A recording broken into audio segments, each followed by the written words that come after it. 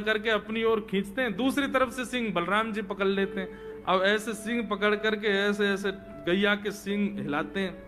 अब बैठी रहती गैया थोड़ी देर तो कोई बात नहीं, जैसे जोर जोर से हिलाना प्रारंभ करते हैं सोई गैया खड़ी हो जाती है। और जैसे गैया खड़ी होती ठाकुर जी लटक जाते हैं सींगों से।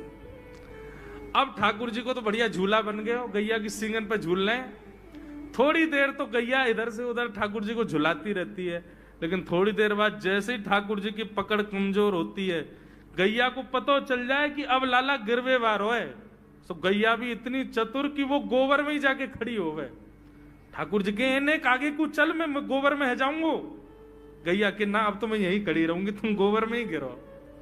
और सोई ठाकुर जी को हाथ छूट जा, मैया मैया बचाइयो, देख जे गैया मुंह को गोबर में फेंक रही है। अब मैया जब तक बचावे आवे तब तक तो लाल जी के हाथ छूट जाएं और ठाकुर जी गले गले तक गोबर के ढेर में जाके गिर जाएं। पर यशोदा मैया निकाले, कितनों सजाए लो, कितनों ए लाला तू वैसे ही कारो, ऊपर से मैं तो को बढ़िया सुंदर बना के रखूं, लेकिन तू घूम फिर के गोबर में ही आके चौं खेले। मोकू तो लगे तू पूर्व जन्म को सूकर दीख है।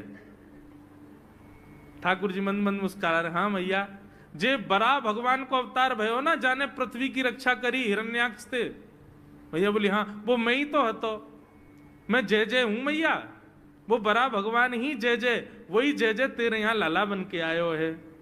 यशोदा मैया के बातन ने मत बनाए कर, नेक नेक बड़ो है क्यों, बोलो सीखो, ऐसी बात बनावे, जय जय बोले अपने आप पे, नावे धोवे है ना है, मोह पहुंचे ना है, मैं जय जय हूं। ऐसी मधुर लीला ठाकुर जी कर रहे हैं। आकाश में 33 कोटि देवता ये लीला देख करके अपने नेत्रों पर विश्वास नहीं कर रहे। ऐसे मधुर ठाकुर जी। एक दिन नंद भवन में गैया ब्याह गई। जैसे ही गैया ब्याई, ठाकुर जी जैसे ही गैया ब्याती है तो ठाकुर जी वहीं खड़े हो जाते हैं। और बंधुओं, शास्त्रों में आज्ञा है कि गाय जब ब्याह रही हो,